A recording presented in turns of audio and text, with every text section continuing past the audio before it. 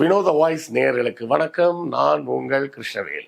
இன்னைக்கு நாம இன்று மேலே என்ன பார்க்க போறோம் அப்படின்னா, ரீசெண்டாக நேற்று மதியானத்துக்கு மேலே அன்னியார் விஜயலட்சுமி ஒரு வீடியோ போட்டிருக்காங்க. அந்த வீடியோவில் சாட்டை துரைமுருகனுக்கு நேரடியாக விடுக்கப்பட்ட சவால், ப்ளஸ் சாட்டை துரைமுருகன் செய்த லூசுத்தனமான வேலை, இதனால் சீமானுக்கு ஏற்பட போகும் பிரச்சனை, இது எல்லாத்தையும் சேர்த்து தான் நாம் இந்த காணொலியில் பார்க்க போகிறோம். நம்ம வீடியோவில் அடிக்கடி நம்ம அப்புறம் நண்பர்களே புத்தகம் வாங்குன்ற போடுறதெல்லாம் நிறைய பேர் கேலி பண்ணுறாங்க. கேலி கிண்டல்லாம் பற்றி நம்ம கவலைப்பட வேண்டிய அவசியம் இல்லை. எத்தனையோ காமெடி பண்ணுறவங்க சேனல்லாம் என்ன பண்ணுறாங்க, என்ன சப்போர்ட் பண்ணணும்னு நினச்சிங்கன்னா நீங்கள் பணம் அனுப்புங்கன்னு கேட்குறாங்க. நம்ம என்ன பணம் அனுப்புங்கன்னு கேட்குறோமா? சேனல் நடத்த பணம் தேவைப்படும். அப்படி தேவைப்படக்கூடிய பணத்தை நீங்கள் புத்தகம் வாங்கினால் உங்களுக்கு புத்தகங்கள் வாங்கிய அந்த புத்தகங்களாகிய அறிவாயுதம் உங்கள் கைக்கு கிடைக்கும். அதன் மூலமாக எங்களுக்கு கிடைக்கக்கூடிய பணத்தை வைத்து நாங்கள் இந்த சேனலை நடத்த முடியும் அப்படின்னு தான் நம்ம சொல்கிறோம். ஸோ புத்தகம் வாங்குங்க அப்படின்னு நான் கேட்பதில் நான் கூச்சப்படவில்லை. அதை பார்ப்பதற்கு நீங்களும் சலிப்படைய வேண்டிய அவசியம் இல்லை. புத்தகம் வாங்க முடியாதவர்கள் லைக் போட்டாலும் சப்போர்ட்டு தான், ஷேர் பண்ணாலும் சப்போர்ட்டு தான், சப்ஸ்கிரைப் பண்ணாலும் சப்போர்ட்டு தான், ஏன் கமெண்ட் போட்டிங்கன்னா கூட சப்போர்ட்டு தான். ஸோ ஏதாவது ஒரு வகையில் உங்கள் ஆதரவை நம்ம சேனலுக்கு கொடுத்துக்கிட்டே இருங்க. பெங்களூருவிலிருந்து விஜயலட்சுமி மறுபடியும் ஒரு ஆடியோவை ரிலீஸ் பண்ணியிருக்காங்க. என்ன ஆடியோ அப்படின்னு பார்த்தீங்கன்னா, இந்த வழக்கை நீதிமன்றம் தள்ளுபடி செய்ய வேண்டும், குவாஷ் பண்ணணும் அப்படின்னு சொல்லி சீமான் தரப்பில் ஒரு மனு அளிக்கப்பட்டது. அந்த மனு தள்ளுபடி செய்யப்பட்டது என்பதில் எனக்கு மிகவும் மகிழ்ச்சி. இந்த வழக்கை பொறுத்தவரை இது ஒரு பாலியல் வழக்கு. இதை யாரும் வாபஸ் கூட வாங்க முடியாது அப்படின்றதையும் நீதிமன்றம் பதிவு செய்திருக்கு. எனக்கு மிக்க மகிழ்ச்சியாக இருக்குது. இவ்வளோ வருஷம் கழித்து இப்போவாச்சும் எனக்கு நீதி கிடைக்க போகுது அப்படின்றத நினச்சி மகிழ்ச்சியாக இருக்கிறது. காவல்துறை சிறப்பான முறையில் செயல்பட்டு இந்த வழக்கை நடத்துகிறார்கள். நீதிமன்றமும் சிறப்பான முறையில் நடத்துகிறார்கள். அவங்க ரெண்டு பேருக்குமே என்னுடைய நன்றி அப்படிங்கிறத சொல்லிட்டு அடுத்த செய்தியை பதிவு செய்கிறாங்க. என்னென்ன, சாட்டை துரைமுருகன் என்னை மனநோயாளி அப்படின்னு ஒரு வீடியோ போட்டிருக்கான். போட்டு என்னோட கருத்துக்களெல்லாம் நீதிமன்றம் பெருசாக எடுத்துக்கூடாது அப்படின்னு வீடியோ போட்டிருக்கிறான். இந்த சாட்டை துரைமுருகன்லாம் யார்? இவெல்லாம் ஒரு ஆளா? நான் சீமானோடு வாழ்ந்து கொண்டிருந்த காலத்தில் இவெல்லாம் எங்கே இருந்தான்? இவங்கெல்லாம் யாருமே கிடையாது. இன்னும் சொல்லப்போனால் நாம் தமிழர்ன்ற கட்சியே கிடையாது. இவங்களுக்கெல்லாம் என்ன தெரியும்?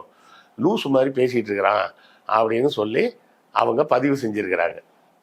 அது ஒரு புறம் இருக்கட்டும். இதை தொடர்ந்து நாம் சொல்ல வேண்டிய சில செய்திகள் இருக்குது. நேற்று முந்தா நாள்னு நினைக்கிறேன், நாம் போட்ட வீடியோவில் தெளிவாக நாம் தமிழர் தம்பிகளுக்கு சொல்லியிருந்தோம்.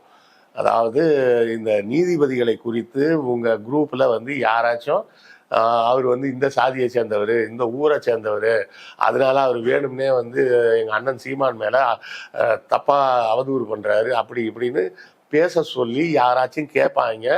பேசாதீங்க. பேசினா அது நீதிமன்றத்தை அவமதித்ததாக மாறிடும். நீதிபதியை விமர்சிக்க கூடாது. நீதிபதியின் நம்பகத்தன்மை குறித்து விமர்சனம் எதுவும் வைக்கக்கூடாது. அது சட்டப்படி தப்பு, நீதிமன்ற அவமதிப்பில் வரும். சரியா? நீங்க அவங்க தீர்ப்பு வந்ததுக்கப்புறம் இந்த தீர்ப்புல இப்படி சொல்லியிருக்கிறது தப்பு, அப்படி சொல்லியிருக்கிறது தப்புன்னு வேணா தீர்ப்பை விமர்சிக்கலாம். தீர்ப்பு கொடுத்த நீதிபதியை விமர்சித்தால் அது சட்டப்படி நீதிமன்ற அவமதிப்பு வழக்கு அப்படின்னு மாறிடும். மாறி உங்க மேல தனியா கேஸ் போட்டுருவாங்க.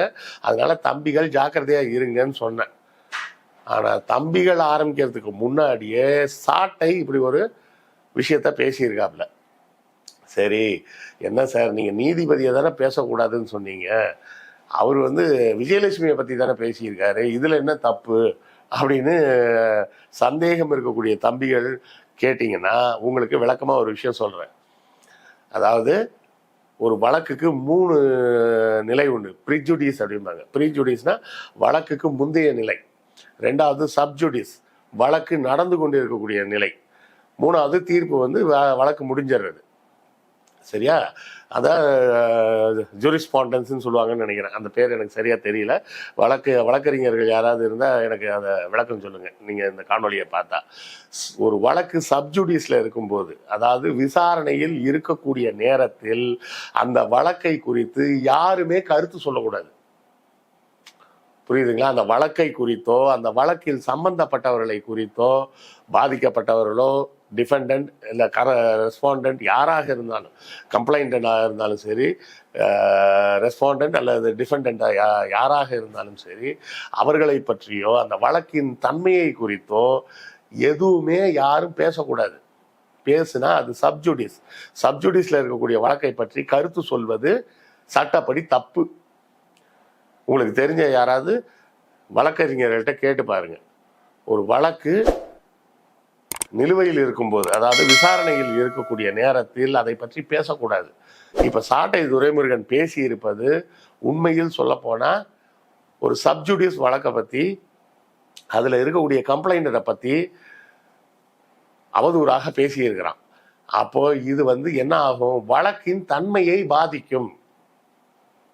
புரியுதுங்களா? வழக்கின் தன்மையை பாதிக்கும். இன்னும் சொல்ல போனா வழக்கில் சாட்சியங்கள்ல இருந்து எல்லாமே யார் மீது குற்றம் சாட்டப்பட்டிருக்கோ அவருக்கும் ஒரு காப்பி கொடுத்துருவாங்க. அவருக்கு ஒரு காப்பியே கொடுக்காம திடீர்னு கடைசி நிமிஷத்துலலாம் ஒரு சாட்சியை கொண்டாந்து விசாரிக்கலாம் முடியாது கோர்ட்ல. கோர்ட் நடைமுறை தெரிஞ்சவங்களுக்கு தெரியும். இப்ப என் மேல நீங்க ஒரு வழக்கு போட்டிருக்கீங்க, வழக்கு விசாரணையில இருக்குன்னு வைங்களேன். வழக்கு விசாரணையில இருக்கும்போது திடீர்னு ஒரு ஆளை கூட்டு இந்தாங்க இது ஒரு சாட்சி அப்படின்லாம் விசாரிக்க முடியாது. அதுக்கு ஒரு மனு கொடுக்கணும். இவர் ஒரு வழக்கு சாட்சிங்க, இந்த சாட்சியையும் சேர்க்கணும்னு கேட்குறோம் அப்படின்னு சொல்லி கொடுப்பாங்க. கொடுத்தா அப்புறம் என் தரப்பு வழக்கறிஞர் சொல்லுவார், அது நாங்கள் பார்த்துட்டு தான் சொல்ல முடியும் இது ஏற்கக்கூடிய சாட்சியமா இல்லையான்னு அப்படின்னு சொல்லி, அதுக்கப்புறம் அதை சாட்சியை ஏற்றுக்கிறோம் இல்லை ஏற்றுக்கலை அப்படின்னு சொல்லி எதிர்த்தரப்புல இருந்து சொல்லணும். அதன் பிறகுதான் அந்த சாட்சியை கூப்பிட்டு விசாரிக்கவே முடியும். நம்ம திரைப்படங்களில் பார்க்குற மாதிரி கிளைமேக்ஸில் யுவர் ஆனர் நானே நேரில் பார்த்தேன், நான் சொல்கிறேன் அப்படின்ட்டு குடுகுடுன்னு கூண்டில் நான் சொல்ல முடியாது.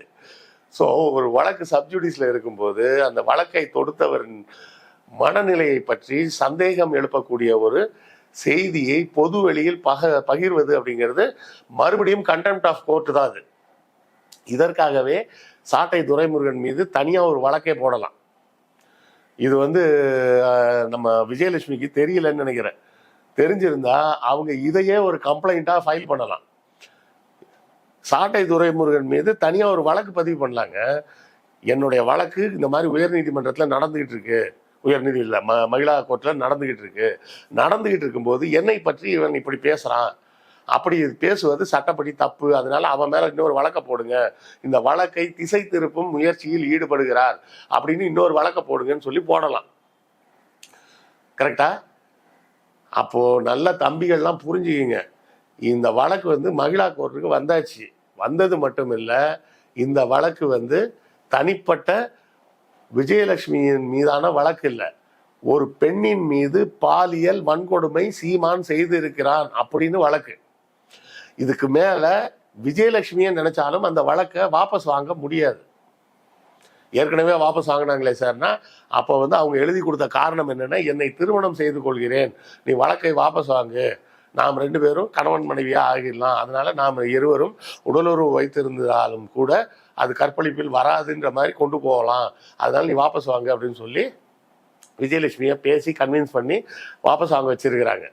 ஏற்கனவே விஜயலட்சுமிக்கு நான் தான் போய் பணம் கொடுத்தேன் அப்படின்னு சொல்லி சாட்டை பேசின ஆடியோலாம் விஜயலட்சுமி ரிலீஸ் பண்ணியிருக்காங்க. இது மாதிரி பணம் கொடுத்துட்றோம், மாதம் ஒரு 50,000 தந்துடுறேன்னு சொல்லியிருக்காரு அண்ணன், நீங்கள் வழக்கை வாபஸ் வாங்குங்கன்னு சாட்டை ஏற்கனவே பேசின ஆடியோலாம் ஏற்கனவே விஜயலட்சுமி வெளியிட்டிருக்கிறாங்க. நீங்கள் அதெல்லாம் ஒன்றும் ரொம்பலாம் தேட வேணாம், விஜயலட்சுமி சாட்டை ஆடியோ அப்படின்னு போட்டிங்கனாலே வந்துடும். அந்த அளவுக்கு அது ரொம்ப ஃபேமஸ் ஆகி போச்சுன்னு வச்சிங்களேன். ஸோ இதெல்லாம் ஒரு பெரிய சிக்கலே கிடையாது. ஆனால் இப்போது இந்த நேரத்தில் சாட்டை துரைமுருகன் பேசினதே எவ்வளோ பெரிய சிக்கலில் கொண்டு போய் சாட்டையை நிப்பாட்ட போகுது அப்படிங்கிறத புரிஞ்சுங்க. இதுக்கெல்லாம் கைதெல்லாம் பண்ண மாட்டாங்க, வழக்கை போட்டு வழக்கு நீதிமன்றத்துக்கு வந்துடும் நேராக. ஒவ்வொரு வழக்குக்கும் அரெஸ்ட் பண்ணணும்லாம் அவசியம் கிடையாது. இந்த வழக்கு நேரடியாக விஜயலட்சுமி கம்ப்ளைண்ட் கொடுத்தாங்கன்னா சாட்டை துரைமுருகன் கைது செய்யப்படலாம், அவர் மீது வழக்கு தொடுக்கப்படலாம், இல்லை சொல்ல முடியாது, சுவோமோட்டோவாக நீதிபதியே இந்த வழக்கை எடுக்கலாம். அவங்களே எடுத்து ஆமாம் இந்த வழக்கு நடக்கும்போது நீ யாரா உள்ள குறுக்க பேசிட்டு இருக்கிற அப்படின்னா அவன் சாட்டை மேலே நீதிமன்றமே நேரடியாக வழக்கு போடலாம். ஸோ நம்முடைய நாம் தமிழர் தம்பிகளுக்கு வைக்கக்கூடிய மீண்டும் மீண்டும் அன்போடு கேட்டு வைக்கக்கூடிய ஒரு கோரிக்கை என்னன்னா, உங்கள் அண்ணன் சீமான் இந்த வழக்கு என்ன நடக்குதோ அது தனி போயிடும். சம்பந்தம் இல்லாம நீங்கெல்லாம் எதையாவது பேசி தனியா வழக்கு வாங்கிறாதீங்க. புரிஞ்சுங்களா? ஒரு வழக்கு, அதுவும் பாலியல் வழக்கு கோர்ட்ல இருக்கும்போது, அதுவும் மகிழா கோர்ட்ல இருக்கும்போது, குறிப்பாக நீதிபதிகளை பற்றியோ அல்லது இந்த வழக்கின் தன்மையை பற்றியோ, இந்த வழக்கை கொடுத்த விஜயலட்சுமியை பற்றியோ, யாரை பற்றியும் எந்த கருத்தும் கமெண்ட்டும் போட்டுறாதீங்க. போட்டிங்கன்னா தேவையில்லாமல் வழக்கு வாங்கி உள்ளே போயிடுவீங்க. குறைஞ்சபட்சம் 6 மாதத்துலேருந்து 6 வருஷம் கூட உள்ளே வச்சுருவாங்க. நான் அப்போ நீங்கள் பேசுகிறீங்களே சார்னா, நான் வழக்கை பற்றிலாம் எதுவுமே பேசலை.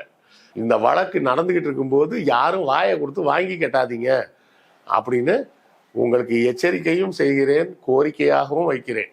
எல்லாம் சின்ன தம்பிங்க, எல்லாம் பசங்க, பாவம், எல்லாம் 20-25 வயசு பசங்க. இப்போவே ஜெயிலுக்கெல்லாம் போயிட்டீங்கன்னா பாஸ்போர்ட் கூட வாங்க முடியாது, எந்த அரசு வேலைக்கும் போக முடியாது. நல்லா பார்த்துக்குங்க. தேவையில்லாமல் போய் சிக்கலில் மாட்டிக்காதீங்க. இந்த கேஸ் முடிகிற வரை இவ்வளோ நாள் வெறும் எஃப்ஐஆராக தான் இருந்தது. இப்போ வழக்காக மாறிடுச்சு. வழக்காக மாறினதுக்கப்புறம் இதை பற்றி பேசக்கூடாது. அது தீர்ப்பு வர்ற வரை எதுவுமே பேசக்கூடாது. அதை மனசில் வச்சுக்கிங்க. நடுவில் நீதிமன்றத்தில் ஏதாவது ஒரு கமெண்ட் பாஸ் பண்ணாங்கன்னா அந்த கமெண்ட்டை குறித்து வேணால் பேசலாமே தவிர வழக்கை பற்றி எதுவுமே பேசக்கூடாது. அதை நல்லா தெளிவாக புரிஞ்சுக்கிங்க. தேவையில்லாமல் போய் சிக்கலில் மாட்டிக்காங்க. இதை பற்றிய உங்கள் கருத்துக்களை கமெண்ட்டில் சொல்லுங்கள். வழக்கறிஞர்கள் யாராவது இந்த வீடியோவை பார்த்தீங்கன்னா, நான் பேசிய பாயிண்டில் ஏதாவது தப்பு இருந்ததுன்னா கொஞ்சம் சொல்லுங்கள், நானும் தெரிஞ்சுப்பேன். ஏன்னா சில விஷயங்கள் வந்து எனக்கு தெரியாமல் இருக்கலாம். நான் படித்து தெரிஞ்சுக்கிட்டதை வச்சு நான் சொல்கிறேன். அது போக உள்ள விஷயங்களை நீங்கள் யாரும் நான் ஏதாவது தப்பாக சொல்லியிருந்தாலோ, அதிகமாக சொல்லியிருந்தாலோ, இல்லை சொல்லாமல் விட்டுருந்தாலோ நீங்கள் கமெண்ட்டில் சொன்னீங்கன்னா நானும் தெரிஞ்சுப்பேன். தயவு செய்து கொஞ்சம் இந்த தங்கிலீஷில் கமெண்ட் போடாதீங்க, படிக்க முடியல. ஒன்று இங்கிலீஷில் போடுங்க, இல்லை தமிழில் போடுங்க. படிக்கிறதுக்கு கொஞ்சம் ஈஸியாக இருக்கும். ஏன்னா அந்த மாதிரி கமெண்ட் வரும்போது ஸ்லோ ஆகிடுது, வாசிக்க முடியாமல். அது இதையும் ஒரு வேண்டுகோளாக வைக்கிறேன். பார்த்து சொன்னீங்கன்னா நானும் தெரிஞ்சுக்க வசதியாக இருக்கும். அடுத்த காணொளியில் சந்திப்போம். நன்றி, வணக்கம்.